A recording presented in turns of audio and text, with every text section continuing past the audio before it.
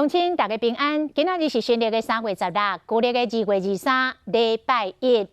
后来台湾总是一困头来爆发着6件新冠病毒确诊的病例，拢是去国外回转来的。其中第59例是北部一个高中的男学生。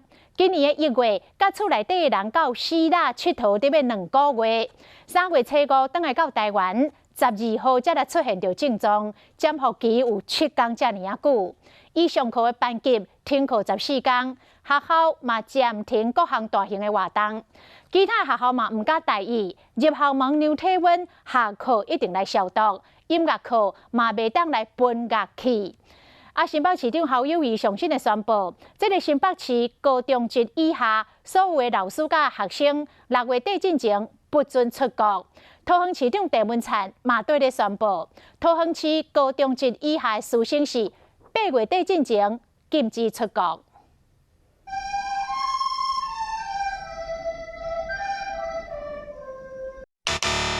即摆音乐课袂使用补呢。他比较不会很直接接触，很吵我们就直接哼那个旋律，然后我就说我们不宜就说他们让大声唱出来。艺能科教室一天至少有5个班的学生会用到，防疫袂使无要无紧。上美术课进前，他门要先拍开互通风。即个是美术课，上的是剪纸，下课了，毋若是手摸会到的刀啊爱清，其他所在嘛拢爱消毒。把开关跟主机面，会把键盘滑鼠放上去，再消毒1倍。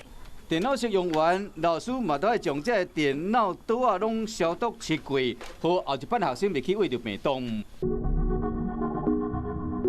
因为北部有一个高中生，1月份去希腊，算到3月份转来了确诊前伊嘛有去学校。1月中吧哈，到3月5号才回来，哈，所以相当的自由自在的生活中了哈，参与的活动也多。